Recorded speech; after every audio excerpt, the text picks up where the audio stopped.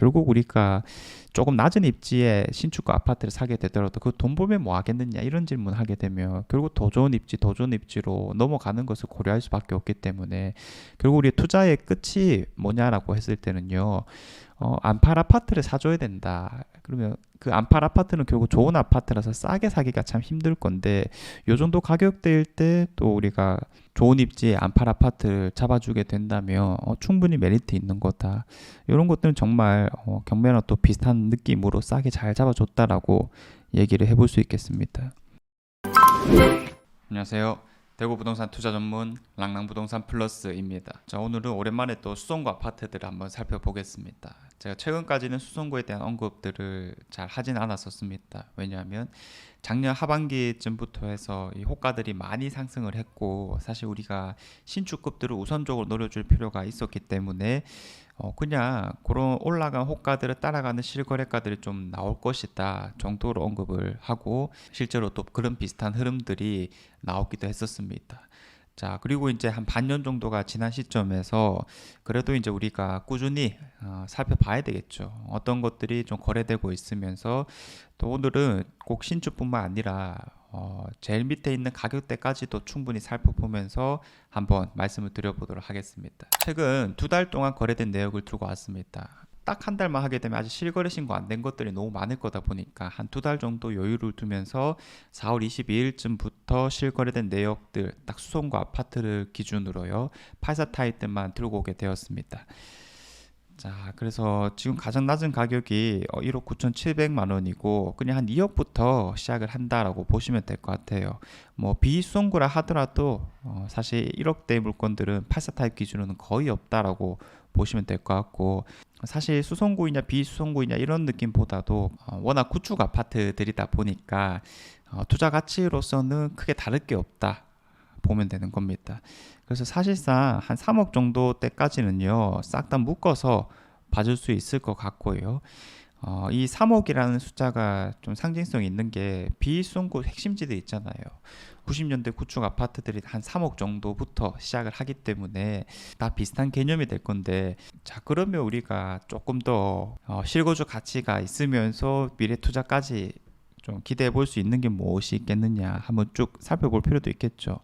일단 지역적으로 봤을 때요 지산동, 범물동 혹은 CG 4월 이런 곳들이 많이 나오게 되는데 그래도 이제 가장 눈길이 간다라고 볼 수 있는 거는 이런 천마타운이 아닐까 싶어요. 비록 1층이긴 하지만 3억 안 되는 가격에 그런 인프라를 누리면서 사실 뭐 단기간은 아니겠지만 그래도 한 10년 15년 뒤를 예상해 본다면 이런 것들이 좀 괜찮지 않나라는 생각이 들고요.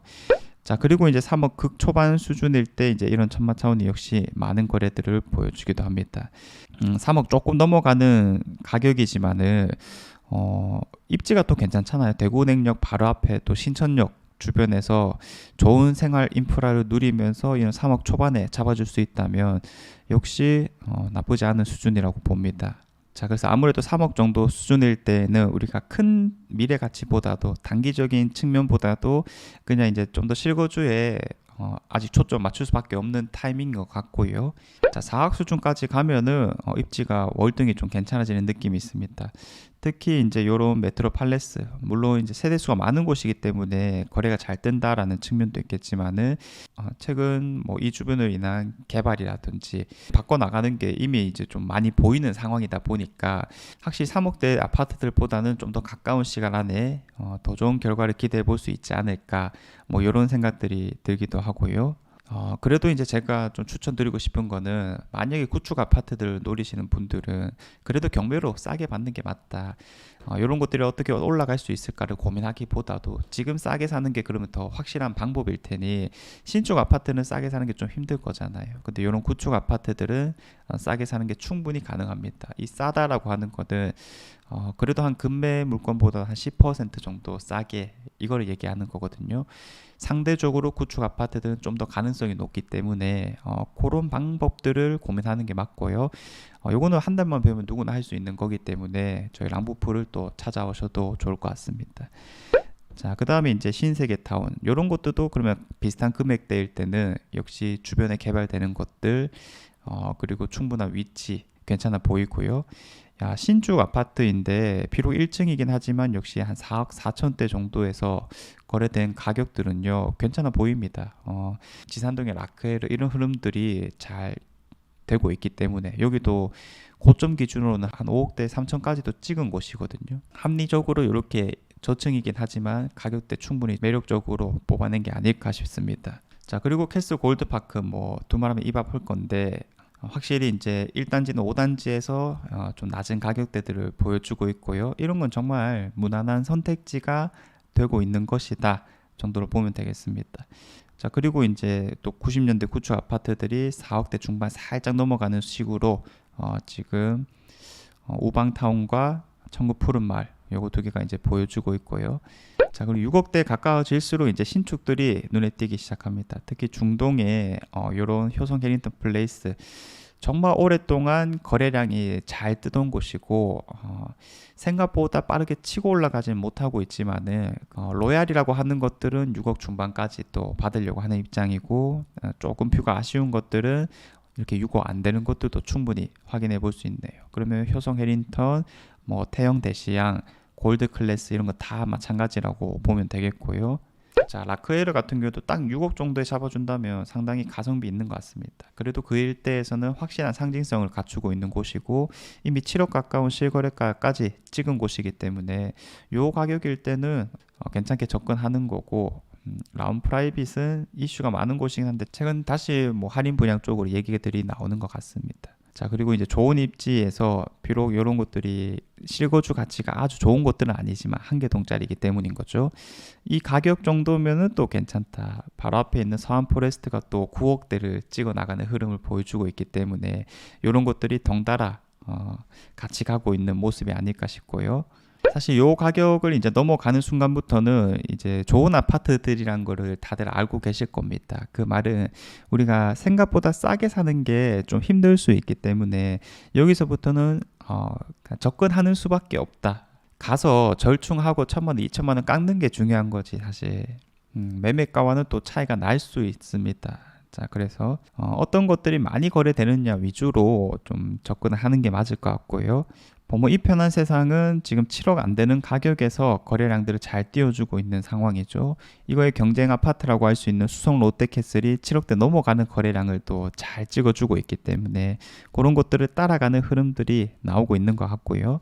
중동의 대장급 아파트도 7억대 흐름을 여전히 이어가고 있는 모습이고 자, 그리고 이런 것들은 정말 좀 괜찮죠. 수성 레이크 프루지오 사실 이제 황금동의 신축가 아파트로서 그 뒤로 호반 서밋이 들어오긴 했지만 84 타입 기준으로는 수성 레이크 프루지오의 값어치가 좀 더 낫지 않나. 왜냐하면 호반 서밋은 뷰가 대체로 너무 안 나오는 것들밖에 없어가지고요. 84 타입 기준으로 레이크 프루지오가 또 그래도 뷰 자체는 잘 나옵니다. 물론 또 수성모 뷰가 나올 수 있냐 없느냐가 중요한 거긴 한데 이런 것들은 뭐 당연히 안 나오겠고요.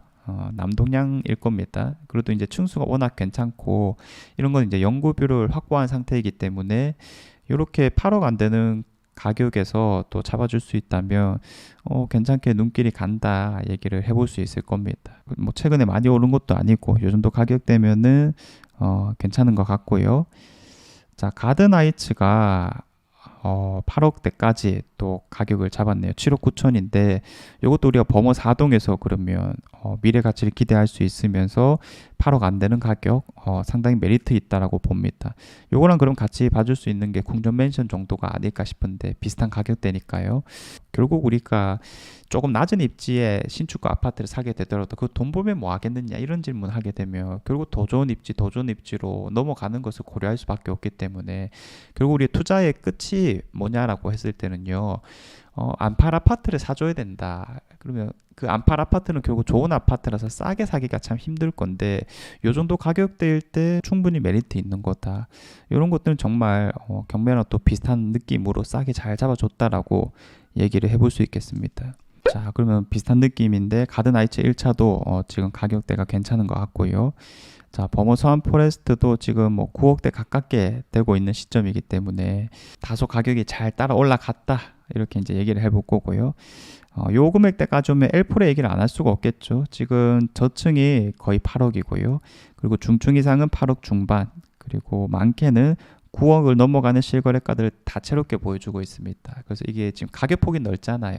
아무래도 가격이 올라가는 구조들을 한번 보면은 일단 로얄이라고 하는 것들이 높은 가격을 찍어주게 되고, 그러면 그거를 이제 못 사게 되었을 때 중층에 조금 낮은 가격들, 그리고 저층까지 거래가 되기 시작한다면 이런 단지 내부 안에서의 가격 서열화가 잘 이루어지고 있는 모습이니까 정말 이제 꾸준하게 올라간다, 이런 흐름들을 잡아볼 수 있겠는데, 엘포레는 정말 꾸준함을 잘 보여주고 있는 것 같아요. 그래서 범호동을 있는 황금동의 또 대장 아파트이기 때문에 이런 좋은 흐름들이 나타나는 게 아닐까라는 생각이 들고, 다만 지금은 다소 좀 올라가는 경향들이 있기 때문에 또 이런 거래되는 가격들과 잘 비교해보고 적절한 가격에 매수하는 게 좋지 않을까.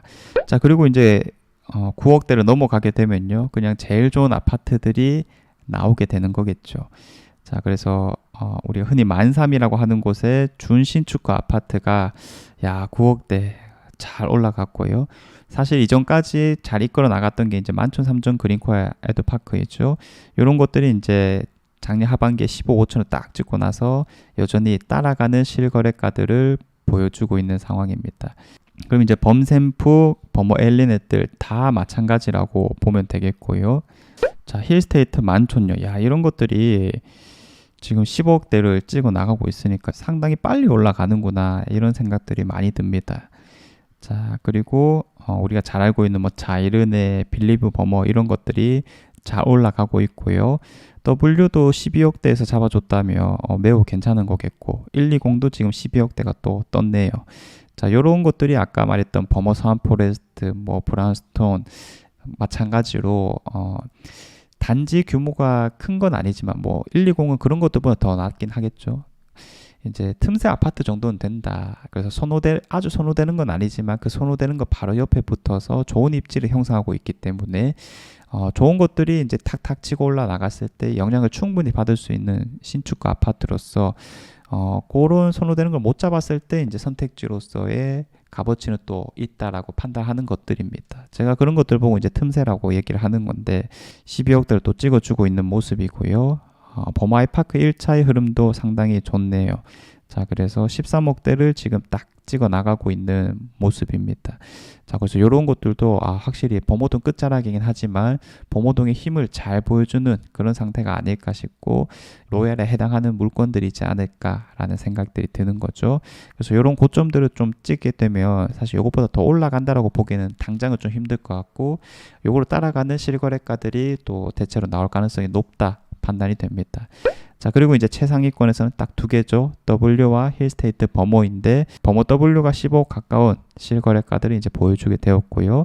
힐스테이트 버머는 역시 신고가를 찍고 나서 이렇게 딱딱딱 따라가는 비슷한 거래 흐름들을 보여주고 있습니다. 자, 그래서 이렇게 층수가 겹치는 것들은 뭐 취소했다 다시 신고하고 뭐 이런 느낌일 거니까, 가격 똑같고 층수 똑같으면은 중복된 거다, 이렇게 이제 보시면 될 것 같고요. 일단 좋은 것들도 거래 흐름들이 나쁘지 않게 최근 두 달 동안 나오고 있기 때문에, 결국 이렇게 이제 가장 좋은 것들이 거래 흐름들이 괜찮게 나타나게 되면은 이거 대구 전체적으로 좋은 신호들인 겁니다, 결국에. 그래서 얘들의 흐름들을 꾸준히 지켜보면서 다시 한 번 더 뭔가 반등을 이뤄낼 수 있다면 그때부터 또 새로운 시작이 될 수 있는 거다, 이런 거래 흐름들로 충분히 판단할 수 있을 거니까, 우리가 뭐 당장 이런 것들을 매수할 상황이 아니다 하더라도 이런 것들을 꾸준하게 보는 게 참 중요합니다. 그래야 다음을 또 예상해 볼 수 있을 테니까요. 항상 그런 부분에 있어서 또 도움을 드리도록 하겠고요.